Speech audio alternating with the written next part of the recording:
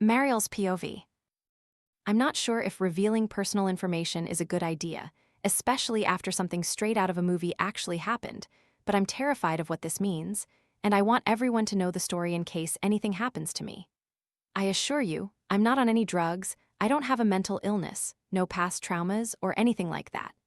I'm a normal person living a completely normal life, or at least I was until now. My name is Mariel. I live in a small town in Georgia where everyone knows everyone, and I work as a 911 dispatcher. My family lives in another state, and I haven't told them about this yet, fearing they might get involved if they knew. Last night, my shift started like any other. Most of the calls I received were low priority, sometimes prank calls.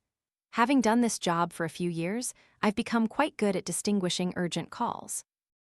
The shift was pretty peaceful until I received a call I thought was just another prank. 911 emergency, what's your emergency? I picked up the receiver, put my coffee cup down, and sat up straight. Someone's outside my yard. They've been lurking around the yard and windows for the past 2 minutes. The voice on the other end was a woman's voice, very familiar. From the first few words, I felt like I knew her, but I couldn't place her. She spoke very fast, clearly in a panic.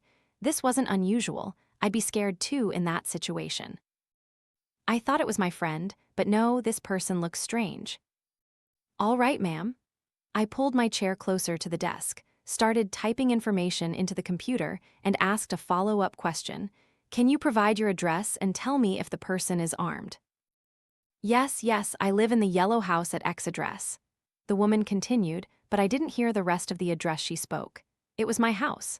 I stopped typing midway, frozen, then sighed. Surely this was just a prank from my friends. We're a small group, but we like to tease each other, even if it's a bit childish at our age. I've told them countless times that prank calling 911 is serious. Someone, you know how bad the consequences of this prank will be, right? I picked up my coffee cup, rolled my eyes, and reached out to hang up. But she continued, What? I don't understand what you mean. I'm serious. Please don't hang up. Her voice suddenly became defensive, which caught me off guard. After a second, she reverted to her previous panic tone. I'm sorry, but this isn't a prank. Please, I'm genuinely afraid that person will do something terrible. All right, ma'am. I put the cup down, deciding to prolong the call just long enough to ensure this woman would face consequences for tying up an emergency line. Unfortunately for her, I thought, she picked the exact dispatcher who lives in the very house she was targeting. What's your name and which room are you in? I'm Mariel. I'm by my bedroom window. The person is still there.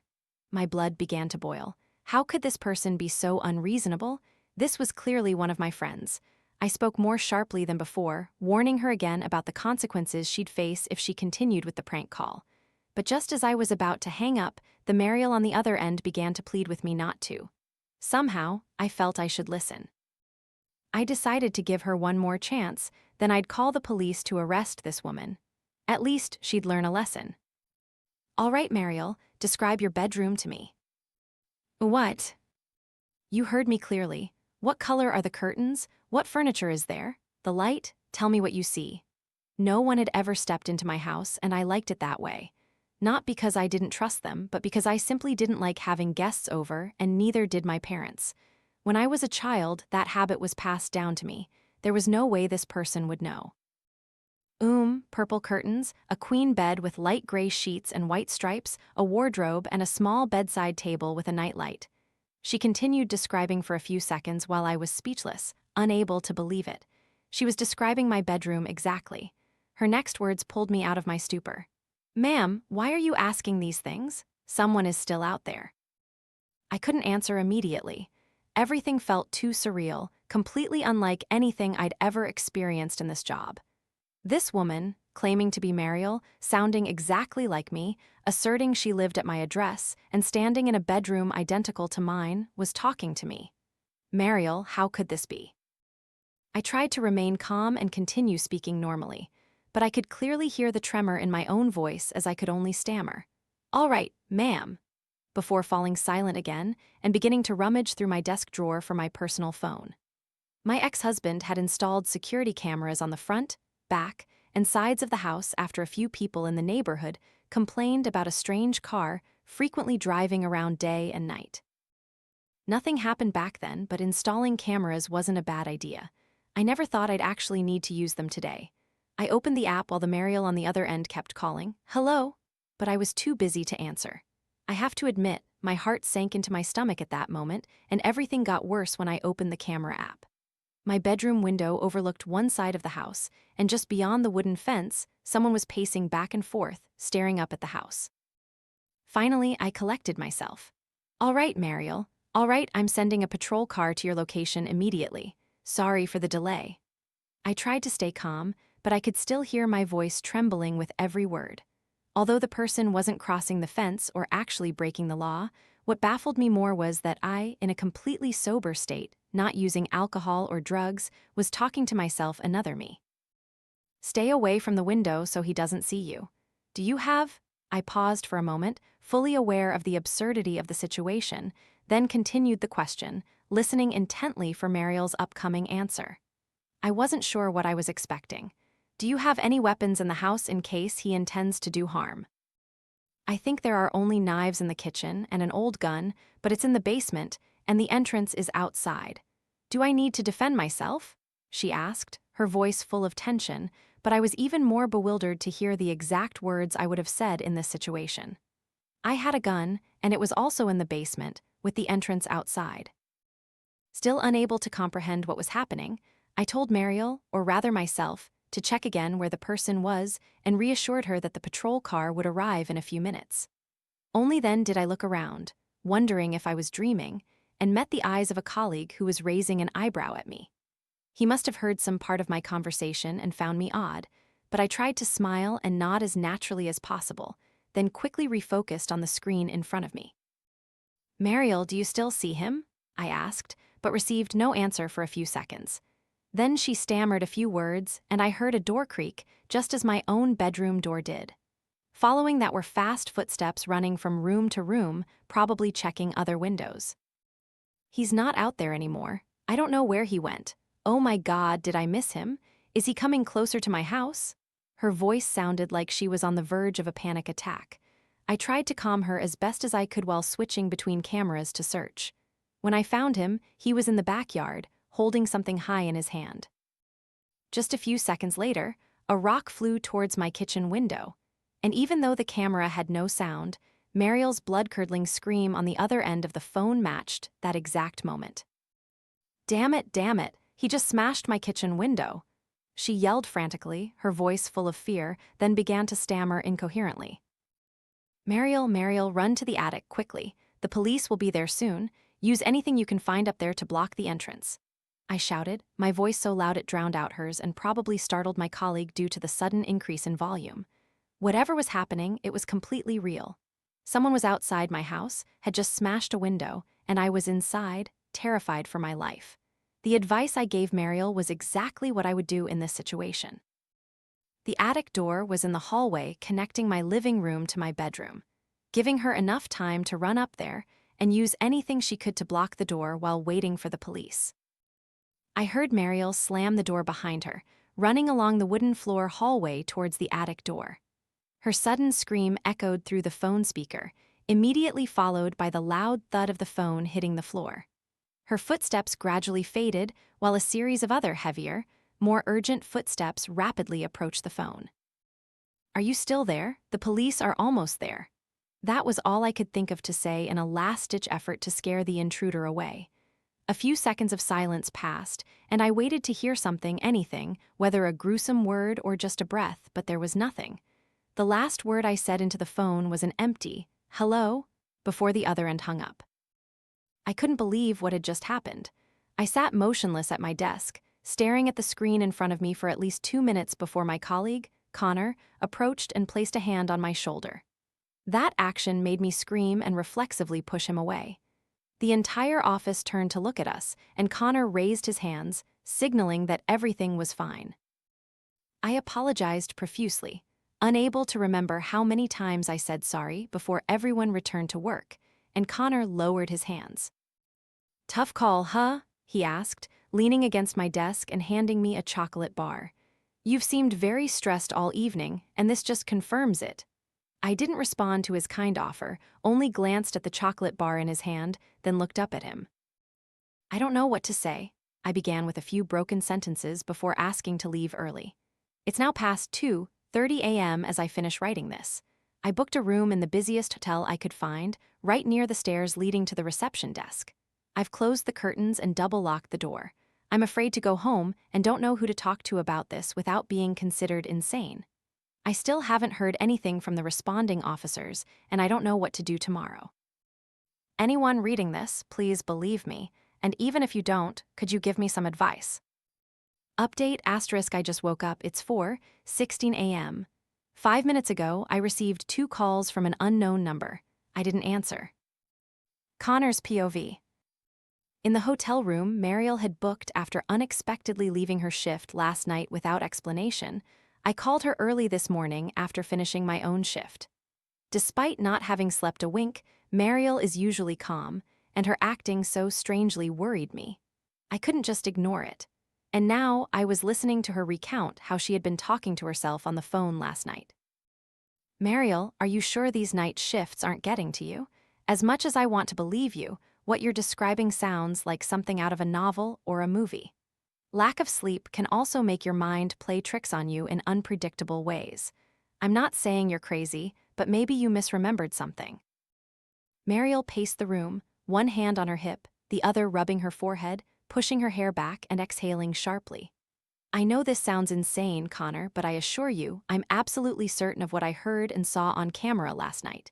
There was another version of me in that house, and someone smashed my window. How can you be so calm about this? We haven't even heard anything from the responding team, and it's been over 6 hours. She was right. We hadn't received any information about the call.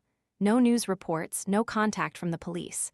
When I used her phone to call the number that had woken her up, there was nothing. I told her that even if I couldn't explain the call, I agreed it was too dangerous to go home right now because there was still an intruder. I offered for her to stay at my place for a few days, and she agreed, thanking me but still unable to shake the story of her other self. I somewhat understood this, but still felt skeptical. I suggested we go back to my place to change, retrieve the pistol I kept in my safe, and a flashlight. Then we would both go to her house to find out what had happened with the police. Mariel seemed scared, but I think her curiosity and tension about what had happened to the other person made her agree to the plan. I waited for her to pack her things, then drove us to my house. During the drive, I asked if she had left out any details about the call to ensure we were fully prepared. The drive to Mariel's house wasn't far.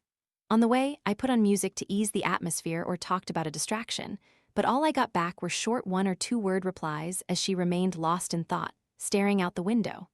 When we arrived, I parked in her driveway, where the police car was still parked with its 2 front doors ajar, but no sign of the officers.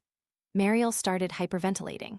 I put a hand on her shoulder to reassure her, then we both got out of the car without a word. The first thing we did was approach the police car to check for anything unusual, like slashed tires or signs of a struggle, but the car was just parked there like any other, and nothing suspicious was inside. However, I found the police radio in the car, and although it didn't appear tampered with, it wasn't working. I turned towards the house, telling Mariel to come with me as we circled the house from a distance to check.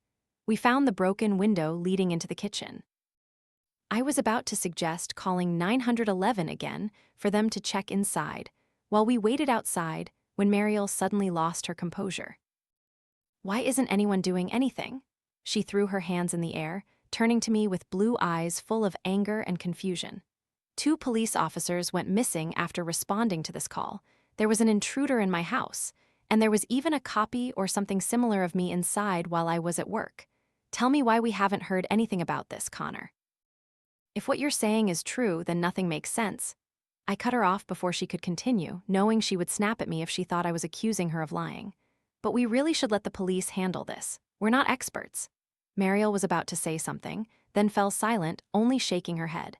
I thought she had conceded and would do the reasonable thing, following my advice, but instead, she turned and walked a few steps towards the back door of her house, then looked back at me. What are you doing? I'm going in. No one believes me anyway, and I'm not leaving here without some clue or answer. I looked at her, completely stunned, waiting a few seconds to see if she would say anything more, but Mariel just stood there, looking straight at me. Deep down, I knew she was expecting me to say I would go in with her, Before doing so, I tried to convince her to reconsider, but obviously it had no effect. So I did what she expected, though I have to admit, I was starting to feel nervous myself. The back door was unlocked and led to a different hallway than the one she had described earlier. I realized this because there was no attic door. Mariel told me about the layout of her house, and we walked together. I went first with my gun drawn, calling out to ask if anyone was inside. Mariel hit my shoulder, wide-eyed, warning me, but I signaled for silence. We weren't sure if there was an intruder or police, or both, in the house, and I didn't want any bloodshed, no matter whose it was.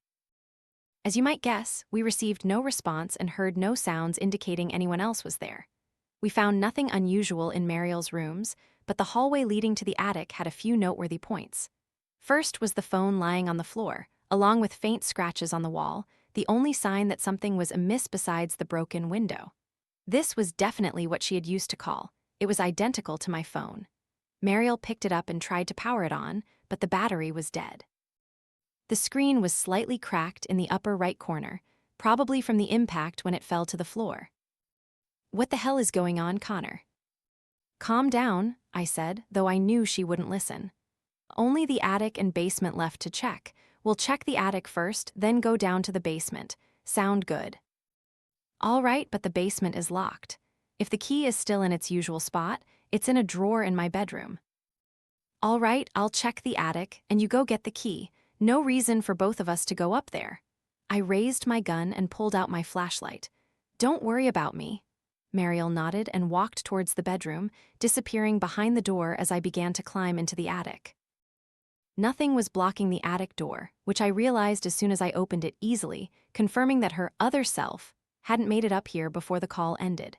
The first thing that surprised me was the sudden sharp drop in temperature.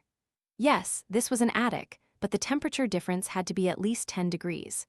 I shivered as I stepped up and began to shine my flashlight everywhere, past old empty boxes, worn-out furniture, and other unremarkable odds and ends. There was nowhere for anyone to hide here, at least according to me, because I checked every nook and cranny and found no trace of anyone or anything. Turning back, I began to climb down the ladder and called Mariel, but received no reply. At first, I wasn't too worried because the attic door was still open, and if anything happened, I was sure I would hear it. After waiting a few seconds with no response, I walked towards the bedroom we had checked together earlier, but it was still empty. I checked each room, pausing for a moment to listen, but not for Mariel. The noises from before, like birds chirping or cars passing by, were now completely silent. However, that didn't seem strange to me at the time. Checking the remaining rooms yielded nothing, and I thought she might have gone outside, perhaps waiting for me near the basement. So I walked towards the back door and opened it, but it led me back to the living room. I blinked, looking back. Surely, this was still the hallway we had originally entered when we came in. Nevertheless, I closed the door and turned to exit through the front door of the house, but when I opened it, I found myself standing in the kitchen. I stood frozen for a few seconds, completely unable to comprehend what was happening, then rubbed my eyes, but the scene before me remained unchanged. I was still in the house, standing right at the front door, and this door led me back inside. I walked through the kitchen and approached the window that the intruder had broken. Instead of a green lawn, a street with parked cars and neighboring houses, what appeared before me was a bedroom. My heart began to pound, and I have to admit, I was on the verge of a panic attack. Sweat poured down me, and I felt like my heart was about to burst out of my chest. I started running from room to room, opening every door, trying to get out, but constantly found myself in different parts of the house. Finally, I had to stop and sit down to avoid passing out, trying to regain my composure. I noticed something strange. Although this entire situation was far beyond bizarre, the walls of the living room where I was sitting had changed color, and half of a table had disappeared, like a glitch or bug in a video game where one part of an object exists and the other vanishes. The table still had 2 legs and stood firm, but the surface was diagonally cut, and the rest was completely absent. I reached out to where it should have been, but my hand only fumbled in the air. I continued through other rooms, and the changes became even more pronounced. For instance, the chandelier in the kitchen now hung suspended in midair, completely unattached. It was still physically there, and when I tried to push it, it didn't budge, but I could feel and touch it. I don't know how long I had been in this place, but for the first time in what seemed like hours, I heard a sound breathing. Heavy, scared breathing, like my own when I discovered I was here. The sound came from an adjacent room, but I couldn't clearly identify which one, as opening each door now felt like a gamble to see where I would end up. Finally, I found myself reappearing in the bedroom, and this time, the sight before me sent chills down my spine. Before my eyes was a tall man, his clothes tattered, his body covered in both shallow and deep wounds. He lay in a messy pool of blood mixed with another dark liquid, some of which splattered on the wall behind him, where there were scratches similar to those on the hallway wall I had seen earlier. As I looked at him, an image flashed in my mind. The remaining clothes on him were identical to those of the intruder who had broken into Mariel's house. He was still alive, but his eyes were bloodshot, and when he saw me, he screamed. I screamed back reflexively. "No, no, get away from me, get away from me." He yelled between pained breaths, trying to gather strength to throw a shoe at me, but it only fell past his feet and didn't fly much further. "Go away, I won't hurt you. Look, You're not the breathing ones, not the real ones." It sounded like he was about to have a heart attack, but I still risked running to his side, raising my hands high, and shouting loud enough to silence him. I began to barrage him with questions, everything I could think of. When he stopped trying to talk over me, I grabbed his shoulders and shook him hard. He looked like he was about to faint. I asked him what this place was, why he broke in if he knew Mariel, but I only got disjointed, unclear answers. Suddenly, he grabbed my right arm, with a force much stronger than his small stature suggested, astounding and silencing me. In that moment of silence, he spoke. "Not the breathing ones, the fakes." Before I could ask anything further or he revealed anything else, I was suddenly thrown violently against the wall, landing right next to the man. The pain was so intense I couldn't even scream. Another punch or strong impact landed directly on my ribs, causing such sudden, fierce pain that I could only close my eyes tightly, clutching my sides. Amidst the chaos, I heard the man scream, and then it seemed he was thrown away. His screams still echoed, but grew fainter, accompanied by thudding sounds and breaking glass. Just a few seconds later, right before I could open my eyes, a hand grabbed my arm and hurled me out of the room. Suddenly, all sound ceased. I lay curled on the floor, tears streaming from the pain, my hands clutching where I had been hit or punched or whatever had just happened. I was sure I had at least 2 broken ribs, as even a slight touch sent excruciating pain through me. When I opened my eyes, I realized I was back in the attic, but this time, I heard Mariel calling my name from downstairs. The sounds of the neighborhood birds chirping, cars passing had returned. "I'm here," I yelled, then sat on the floor, waiting for her to run to me. When she appeared, breathless, she rushed to my side, placing her hand on my shoulder, asking what had happened and why I was hurt. "We have to get out of here," I said, and she helped me up, letting me lean on her as we began to leave the house. "I'll explain at the hotel." I let Mariel drive while she continuously asked questions, but I was too exhausted and in too much pain to answer coherently. When we reached the parking lot, she turned to look at me, staring straight into my eyes, and said something I didn't even register at the time. I was caught up in a small detail, a detail I knew I would surely recognize. "In all the time I'd known you, Mariel, since when did you have 2 different colored eyes?" Mariel's POV. I couldn't find the basement key, even after rummaging through my entire bedroom. I didn't remember where I had misplaced it, but with everything that had happened in the past 12 hours, I didn't have the energy to question such a minor detail. Fearing going too far without Conor, I decided to wait by the attic ladder for him to finish his search and perhaps check with him if he found anything. But as I paused to listen, I heard no footsteps or any sounds coming from up there. "Conor," I called, my eyes looking up into the darkness above, no light from his flashlight, but then I heard his voice reply and I guessed he had gone quite far inside. "I'm up here." His voice sounded flat and strange, not like his voice at all, but I told myself that perhaps the sound was distorted, echoing from the attic down the hallway. "Come up, I found something." I started climbing the ladder, but didn't receive the expected reply. In fact, I received no reply at all. "Conor," I called again, my head now poking out of the attic hatch. I climbed all the way up. I brushed dust off my hands and shivered from the cold. It was pitch black up here, no light at all, and something felt wrong. I wasn't sure if the shiver running down my body was from the cold or a premonition. Without waiting to investigate further, I quickly climbed back down into the hallway.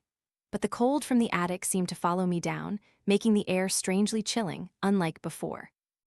I stood waiting for a while, wondering what made Conor act so strangely. The cold made me uncomfortable, and while waiting, I decided to go back to the bedroom to get a jacket, but when I opened the door, I found myself in the living room. I don't think I need to describe how I felt then, but my anxiety grew as I walked from room to room and found myself trapped in an unexplainable loop, like a trapped mouse. I wandered endlessly in my own house, sometimes hearing strange sounds as I walked through rooms multiple times, and objects seemed to defy all laws of physics. Windows were on the ceiling, looking out into an infinite void, furniture floated in midair or was partially submerged in the floor. There was even a TV show playing right in the middle of the kitchen, even though there was no TV there. In short, I was utterly terrified and believed I would never escape. Everything only got worse, and nothing I found suggested an exit from this bizarre labyrinth, no matter how much time I spent searching every room. It was all in vain. While searching the kitchen, adrenaline suddenly flooded my body as I heard footsteps mixed with a growing radio static. Along with it, a voice constantly changed pitch unevenly, switching between male and female voices unnaturally. There was nowhere to hide in the kitchen, so I could only crouch behind the counter on the other side and try to keep as silent as possible. I covered my mouth, but still feared that my pounding heart was loud enough to be detected. The three sounds came closer and closer, finally stopping right in the kitchen. The footsteps ceased completely, but what I heard next terrified me in a way I had never experienced in my entire life.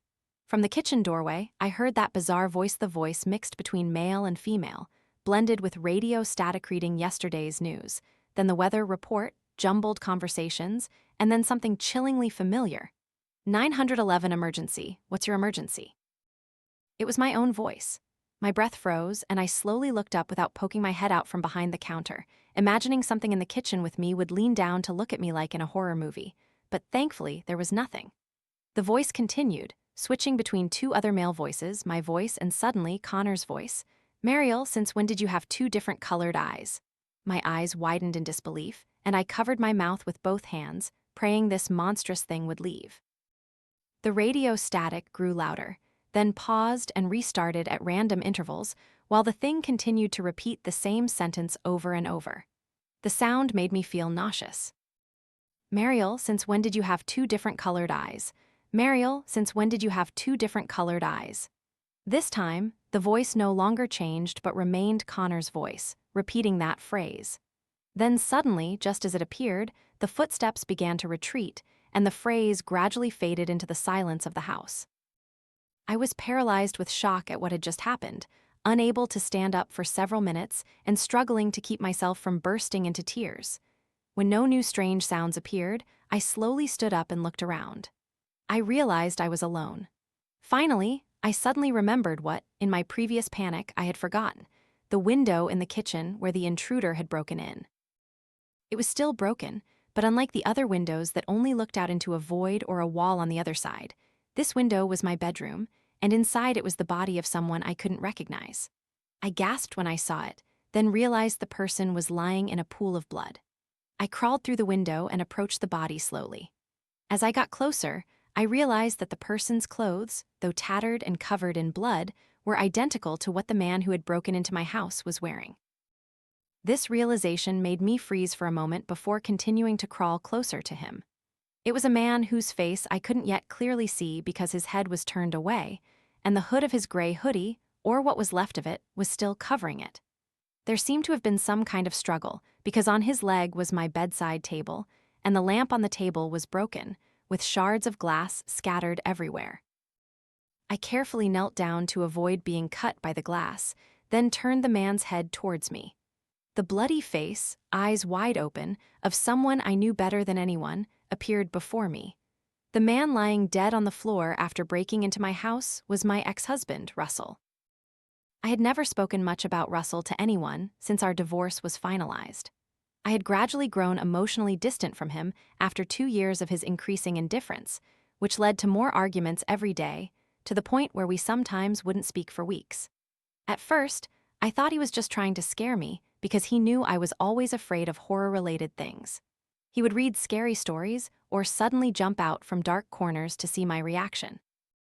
I didn't mind much, even just laughed, until he started talking about the other world and people in the mirror. But his obsession grew to the point where that was all he talked about morning till night, sometimes not even sleeping to continue researching what he called discoveries, but which I saw as just browsing the internet, reading fabricated articles meant to scare kids or gullible people. Now, after everything I had witnessed and experienced, those memories suddenly resurfaced, memories I had tried to bury for months. I didn't know what he was doing here, why he tried to break into my house, and how he ended up in this state. Too many thoughts flooded my head at once, mostly pain and confusion, but I didn't have time to process any of them. I jumped back when I saw the body, and a shard of glass pierced the palm of my right hand, making me let out an uncontrollable cry of pain. The moment I did that, the familiar sound from before returned footsteps and voices mixed with radio static. This time, there was more than one person, and they were coming straight for me. I turned to the bed and quickly dove underneath. There was no time to run to the wardrobe or find a way to climb back through the window into the kitchen. The loose blanket covered half the space under the bed, so if I stayed silent, I might remain undetected. 3 men burst into the bedroom. 2 were in police uniforms, moving with stiff, unnatural movements, their faces lifeless, eyes fixed, not moving at all. The third was not Conor. I mean, it looked like him. It bore Conor's face, but his facial expressions changed constantly, almost every second, from a smile to a blank expression, then grumpy, sad, and every emotion you could imagine. His clothes were the same outfit I had seen him wear after we stopped by his house, but their colors changed constantly, and in the blink of an eye, he was wearing a suit, also with continuously mixing and changing colors. But what terrified me the most were his limbs. As I mentioned, the 2 police officers stood completely still, but this Conor-like creature's movements were convulsive, jerking violently in ways a human body simply cannot do. One moment his hand was at his hip, the next it was raised 90 degrees behind him, then pointed straight forward, then passed through his body before returning to its normal position. His head jerked violently from side to side as if his neck was constantly breaking and repairing itself. Their presence was accompanied by radio static, but when they entered the room, the voices stopped completely. They stood there for about half a minute, then the static suddenly intensified, becoming so loud I almost had to cover my ears. And then all 3 vanished. They disappeared as if they had never been there. I waited to see if anything would return or if any more sounds would emerge, but there was only absolute silence and my ex-husband's body lying uncomfortably close while I was hiding. I crawled out from under the bed, looked at him once more before quickly jumping through the window to return to the kitchen. But this time, the window led me to the hallway with the attic door. I was sure there would be emotional aftershocks from this, but my brain refused to process anything at the moment. Before I could look around, something attacked me, pushing me violently against the wall, and a hand clamped over my mouth, preventing me from screaming no matter how hard I tried. I struggled, flailing my arms wildly, trying to make it let go, but it just kept signaling me to be quiet and slowly loosened its grip. I opened my eyes and saw Conor, covered in bruises and disheveled. His clothes were dirty and bloody. He stared at me and said, "Blue eyes," then looked at my bloody hand, let me go, but first put a finger to his lips, signaling me to remain silent. Seeing him so badly injured while the other things looked completely abnormal and impossible to exist, I began to think, if this wasn't the real Conor and he wanted to hurt me, he'd had the chance to do so but didn't. "Conor," I whispered, looking him up and down, he really looked like he'd just been through hell. "Is that really you?" "It has to be me. Be quiet, Mariel. Something's here. It's not human." Conor looked more terrified than I had ever seen him, while he was always the one difficult to scare. "We have to find a way out. How did you get here? From the attic?" "Yes, for the first time." After making sure there were no signs of those things approaching, and after looking through the window as well as all the doors, Conor and I sat in the middle of the hallway where he explained to me how he was attacked by something after finding the intruder. He was thrown back into what we assumed was reality, where I found him, and we both drove back to the hotel. It was then that he noticed my 2 different colored eyes. When he mentioned it, the other Mariel began to twitch her limbs just like I had seen the other Conor do, and her head began to jerk violently. Before he could open the car door to escape, she lunged at him from the back seat, and when he regained consciousness, he realized he was in the middle of the living room. We astonished each other in our own ways, he with his experience, and I with the fact that the intruder was my ex-husband. He hated you or wanted to hurt you. It's unclear. He was still in love with me, even after all the arguments and the divorce. I was the one who ended everything, but he used to talk about the otherworld and people in the mirror. That's what he called them. I blinked and shifted my gaze from the incorrectly colored wall back to Conor. I think he knew something about this, and he was trying to warn me. We sat in silence for a moment longer before Conor stood up and helped me off the floor. We have to find a way out fast, Mariel. The door we came through leads to my bathroom, or rather, this place's version of the room. It looks exactly normal, which is strange, except for one thing. The mirror no longer has a reflective surface as before, but instead shows an image looking into another bathroom. We checked carefully before I helped Conor climb onto the sink, and he crawled through the mirror. But as soon as he passed through, he disappeared, leaving me alone again. Afraid to go back and not knowing what to do, I started climbing onto the sink. One leg was already through the mirror, and the rest of my body began to follow. Midway, I heard a piercing scream of a woman mixed with static and a man's voice. I turned around and saw myself the other Mariel lunging straight through the bathroom door, aiming for me. Her eyes were wide, her mouth unnaturally open, and she grabbed my ankle, pulling me back. I clung tightly to the edge of the sink and screamed, kicking hard at her hand with my other foot, but she wouldn't let go, only squeezed tighter, accompanied by inhuman screams that would forever haunt my nightmares. I frantically searched around for anything on the sink that could help me, and I saw the glass cup I usually used for my toothbrush. I grabbed it and with all my strength smashed it hard on the other Mariel's head, shattering the cup. A final kick to her face made her let go, and I escaped through the mirror. Her screams stopped immediately, as if I had just woken from a nightmare. I fell to the floor with a loud thud, immediately leaning against the wall, gasping for breath while Conor looked at me, unsure what to do. "What the hell just happened? Why did you take so long?" He knelt beside me, grimacing in pain, his left hand clutching his ribs. "I almost got pulled back in by my copy. Damn it. Oh well, but I think you don't have to worry anymore. Look." Conor looked at the mirror after my breathing gradually returned to normal, and all I saw in it was complete darkness. "It looks like we found the way out." "How do you know we're out?" "Listen, there are outside sounds. Do you hear the construction workers, the cars?" I nodded, recognizing the sounds he was talking about. I don't know if you noticed, but there were no sounds like that in there at all. I stood up and approached the mirror, not daring to put my hand through, only daring to look into the darkness within. I could describe what I was seeing as unbelievable, but after everything that had just happened, I think the word, impossible, no longer held any meaning. "We need to leave this house before we get stuck again. Is your car still outside?"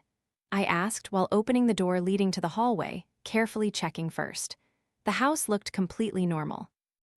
"No, I don't know where my car is anymore. Probably still at the hotel, or really, I have no idea. I just appeared here after being attacked by your fake copy." "My car is at the hotel too. At least I left it there after leaving work early because of that call. So we decided to call a taxi to Conor's house, where we could rest and check our injuries, hopefully not worrying about being pulled into another dimension or whatever that place we had just been trapped in was.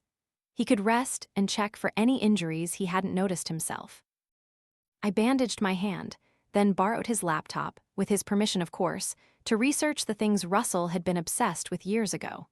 Finding the man I had once deeply loved lying dead in a place that shouldn't exist hadn't really impacted me emotionally yet, but perhaps that helped me maintain focus as I searched for the phrases, people in the mirror, and otherworld. I only found scattered posts, riddled with misspellings and grammatical errors, along with clearly fictional action stories rewritten by people who had encountered something similar online. But one of the top results was a quite elaborately built website describing these entities as another version of me, documenting reports of people seeing, hearing, talking to, and even interacting with themselves. But by the time that happened, the website was no longer updated. I showed the website to Conor, and he scrolled through the content, finding a detail I hadn't noticed. In the bottom corner of the page was the name of the website's creator, a middle-aged woman named Rebecca Simons, along with her email contact information. Rebecca encouraged people with similar experiences to contact her to share them. We have nothing to lose, right?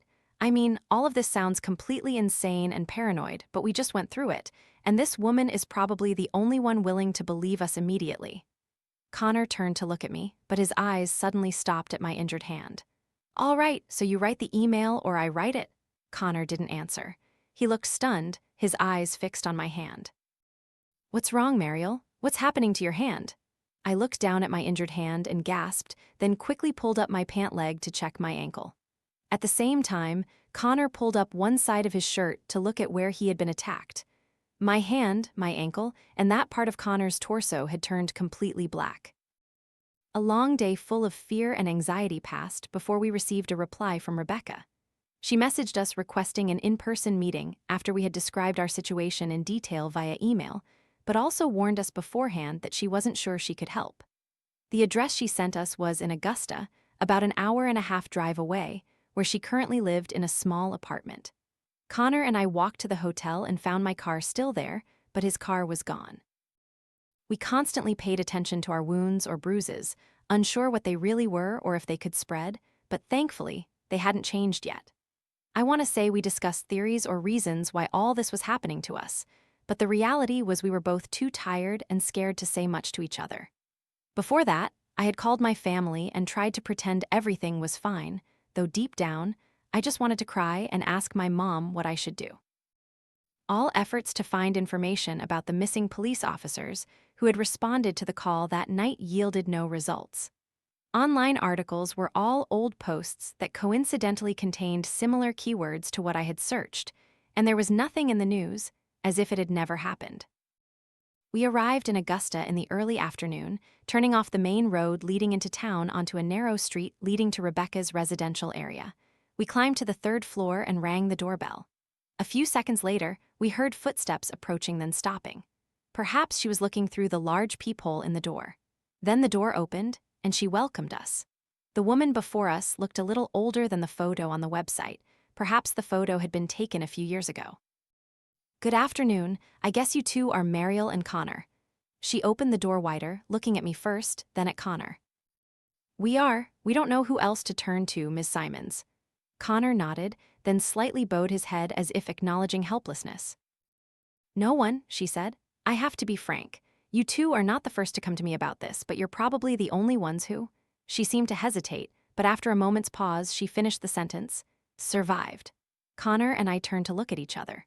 Rebecca invited us in, apologizing for what she had just said, then closed the door once we were inside and made us coffee while we took off our shoes and coats and sat on the sofa in the living room.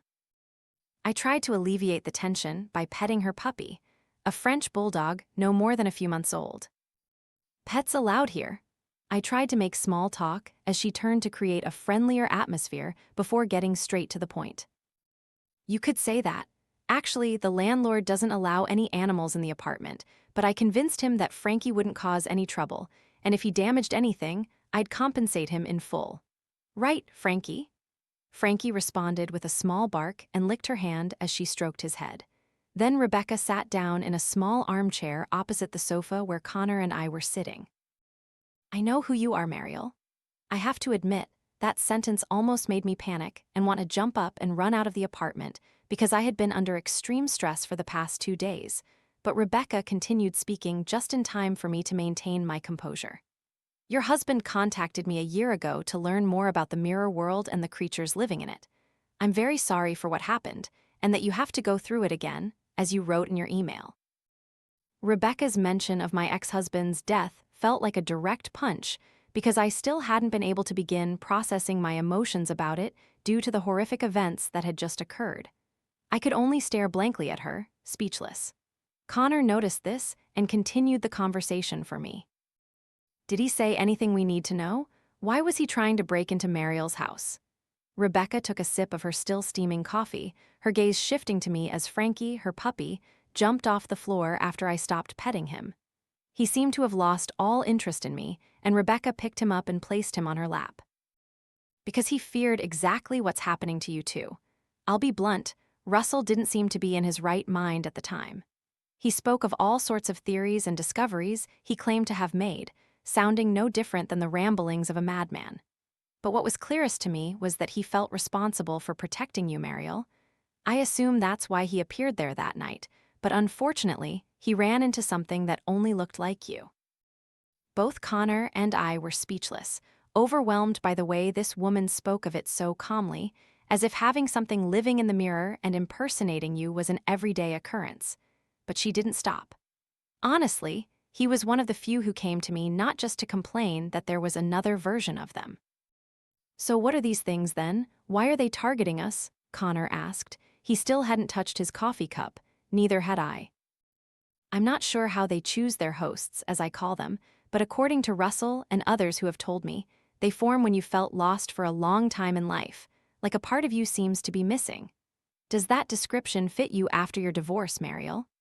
I was angry at her for confidently digging into the dark parts of my life, but I couldn't refute it when everything she said so far was true. Furthermore, her being so confident actually helped, because we were finally talking to someone who not only believed us, but also had experience with this issue. I think so, I said, and I guess that also applies to Russell. He started talking about all this just a month after his father died in a tragic work accident. At the time, I thought he was just dealing with the loss too negatively, but oh my God. I paused to think for a moment, allowing myself a sip of the coffee Rebecca made me, before continuing. You said he discovered something when he came to you. What do you mean?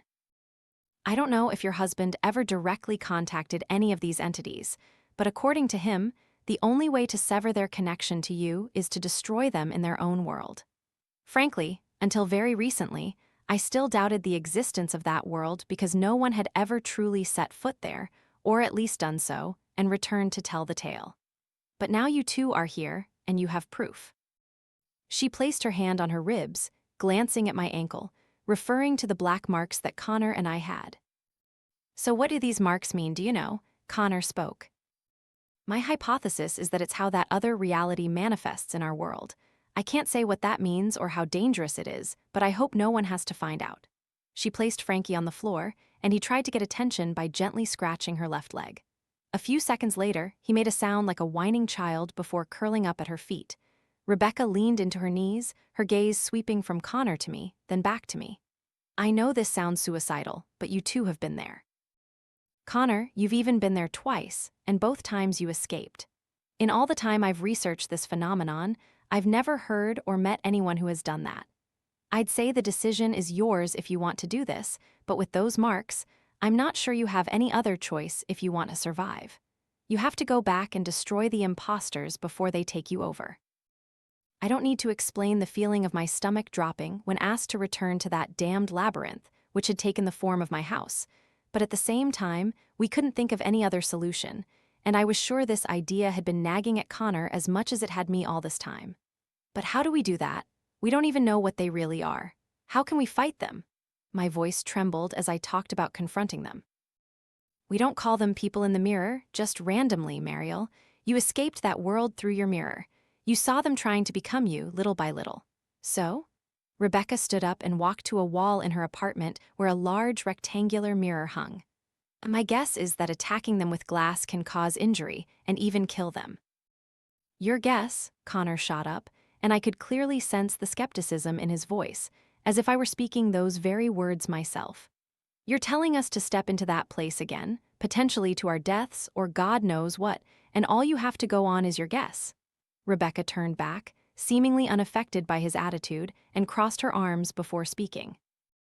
When directly confronting any of these entities, all I have are stories from people who have met me directly or through my forum. If that makes you feel better, I'm willing to go with you. I've researched this for too long, and I want to be able to help others in your situation if they find me. So you're saying this isn't just happening to me, this is a big phenomenon. When did this first start? I asked. I can't say for sure, Mariel, Rebecca shrugged, turning completely to face us. Conor shook his head and sat down but remained silent. You're not the only one haunted by your other self. Perhaps now you understand why this isn't a widespread threat. People who seek help from those who know nothing about it are often alienated or committed to mental hospitals. We stayed at Rebecca's apartment for about half an hour more, detailing my and Connor's experiences in the mirror world before getting ready to leave, driving back to my house. It sounds insane to write this down, but it still rings true to how it felt at the time. The conversation on the way back, with Conor driving this time, was mostly small talk or silence. Though I didn't want to admit it, since she was helping us, Rebecca wasn't really a pleasant person to be around. I could understand why she did such a peculiar job, given her seeming indifference to others' emotions. The second thing I longed for, after being freed from the haunting of my other self, was not to spend another moment with Rebecca. After she provided more information and hypotheses about what we needed to do, we came to the conclusion that we needed to destroy the imposters of me and Conor to sever the link with that other reality, or dimension, or whatever you want to call it. We also decided that if we found the fake versions of the 2 missing police officers who had responded to the call that night, we would do our best to destroy them. But I have to apologize if this makes me seem like a bad person, because I was absolutely not prepared to spend any more time in that hellish place to save people I didn't know. I just wanted this to be over as soon as possible, and I think Rebecca was the only one, despite all the experience she claimed to have, who didn't realize that we were actually about to step into another dimension to fight entities that were nothing like humans, yet she still urged us to make it our goal to find and save them too. Returning to my yard still sent chills down my spine as it did before.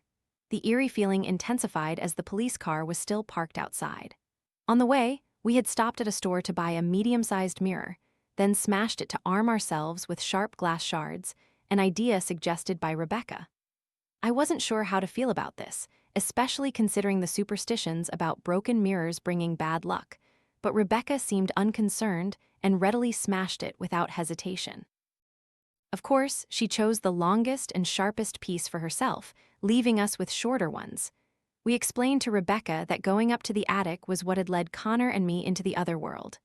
Conor was the first to climb the ladder, then Rebecca, and finally me. All 3 of us commented on the sudden coldness of the attic before slowly stepping down into the hallway. Everything initially looked completely normal until a room repeated itself, but even stranger was the immediate distortion in the rooms. Furniture floated or was half missing, windows were in the wrong places, and other absurdities. Witnessing this for the first time, Rebecca looked completely disoriented by the situation. I don't know how Conor felt, but it gave me a greater sense of control, as if I knew what to expect. Of course, I knew nothing. Listen to me, I tried to say with confidence to get their attention. I have an idea. We can wander around and hope to find one of those things, or we can lure them to us. Last time I was here, as soon as I made a sound, they came immediately, so let's make a plan. I looked around the room we were in. This was the kitchen, a perfect place for an ambush. I would hide behind the counter near the window, facing the doorway. Conor and Rebecca would wait on either side of the door, glass shards in hand, ready to stab any creature that appeared first. They agreed to the plan and took their positions while I looked at a shelf floating in midair, with small glass cups inside, another testament to how all laws of physics were broken. I turned back to them, held up a cup, and received a nod of agreement. I took a deep breath, steeling myself, my hand gripping the glass shard tightly before smashing the cup. I looked down at the mark on my hand. It now covered almost my entire palm. We have to finish this, or who knows what will follow us. I feigned a scream of pain as I threw the cup to the ground, and just a few seconds later, the familiar static and distant voices began to rush into the kitchen from the room beyond. Turning the corner of the doorway was a man in a police uniform, likely one of the 2 unfortunate officers sent to respond to the call that night. I had to exert all my strength not to flinch, as his stiff movements suddenly turned into a wild, feral lunge accompanied by an inhuman growl. As the creature stepped through the doorway, Conor and Rebecca, quick as lightning, plunged their glass shards into its body. Conor stabbed it in the stomach, while Rebecca thrust her glass shard directly into its right eye. Just a few seconds later, the horrifying sound it made suddenly cut off, like a television abruptly turned off. Its body began to crack and then shattered into pieces, scattering across the floor. The 3 of us looked at each other, unable to believe our eyes. We had just destroyed one of those creatures, and it hadn't even touched us. For the first time, I felt powerful, victorious, as if they were the ones who should fear me. But that feeling didn't last. The only way to celebrate was with wide eyes and brief smiles before the sounds returned. Footsteps, screams, static, many footsteps, much static. Rebecca gasped, and Conor covered his ears, closing his eyes tightly. I backed away from the kitchen counter.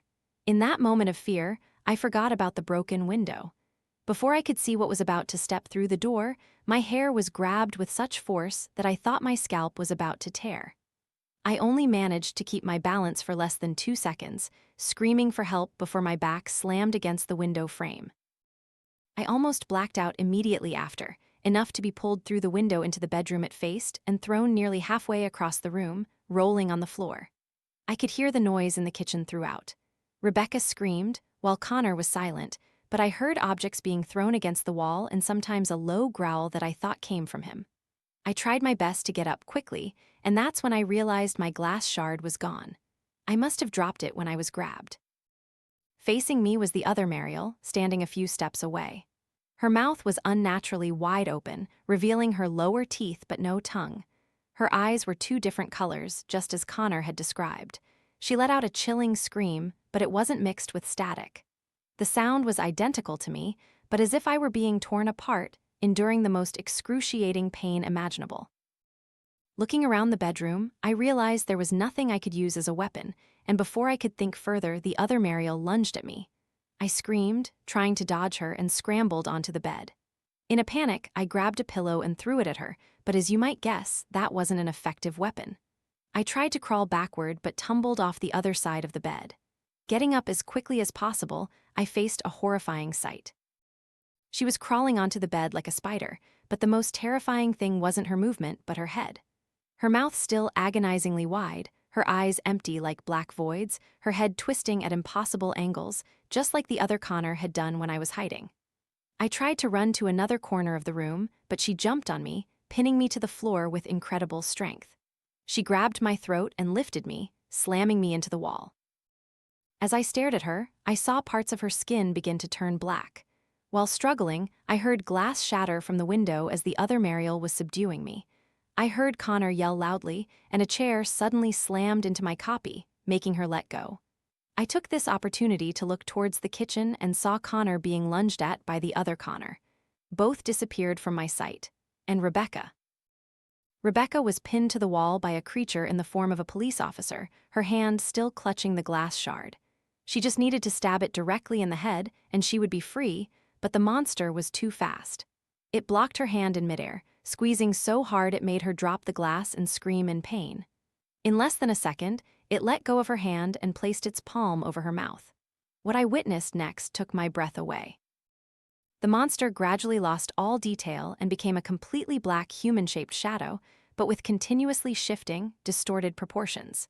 The only thing that didn't change was the arm holding Rebecca's mouth shut. Its palm slowly moved, covering her entire head. Rebecca let out a muffled scream, growing louder and louder as it tightened its grip. I couldn't watch anymore because I still had to deal with the other Mariel. Looking towards the kitchen, an idea flashed in my mind. I could lure her towards the window and use the broken glass there to destroy her. I did just that.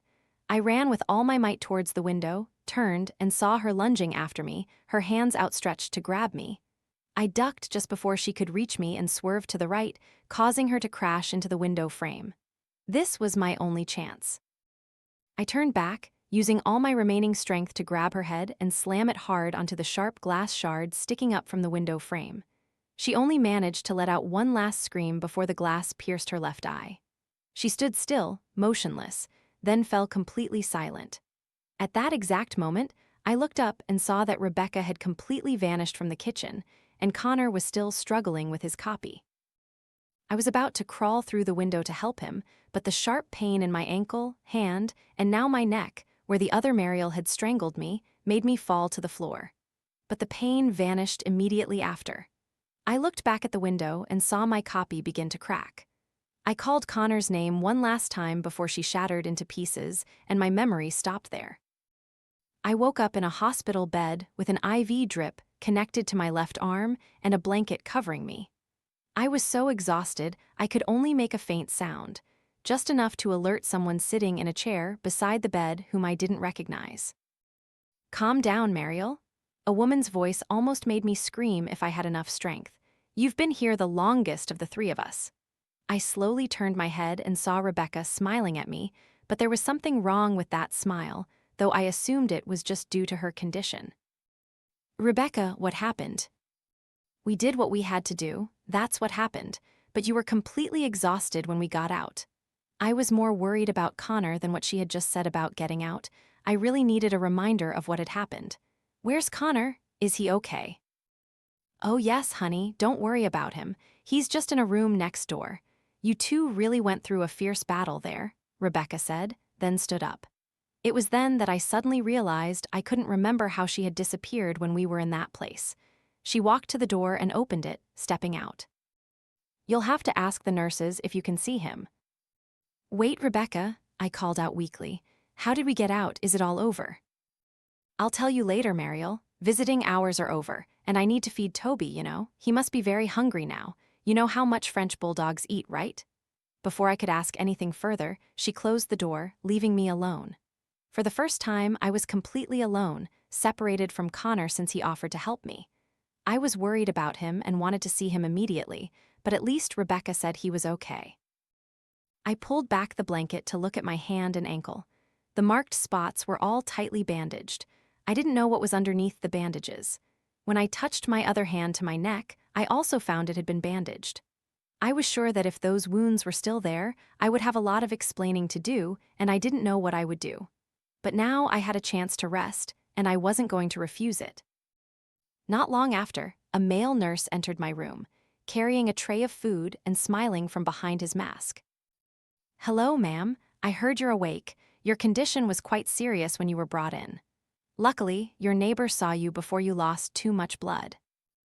"Blood? What happened to me?" I remembered the black marks and reached up to touch the bandage wrapped around my neck. "You had very deep wounds in the bandaged areas, ma'am. Your neighbor's son saw you collapse in your driveway, bleeding everywhere. Poor kid, but he saved your life." "Is Conor here? Can I see him? He was with me." The nurse looked at me with a puzzled expression, scratching his head. "Ma'am, no one came with you, and there's no patient by that name in this ward." I frowned, feeling my body tense. "No way, he was with me. Please check again. I came with 2 other people, a woman and Conor. Please check again." "All right, ma'am, all right. Please don't get too stressed. You need rest and quiet. I'll be back in a few minutes." He smiled and nodded at me before turning and leaving the room, but by then, I was too agitated to care about pleasantries. I began to wonder why Rebecca was in such a hurry and why she had lied about Conor if he wasn't here.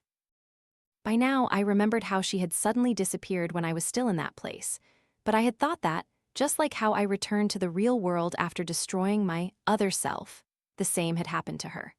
But was there no other Rebecca, right? I replayed the conversation with her several times in my head before she left, and I kept stopping at one particular detail. Did I misremember, or did she get her dog's name wrong?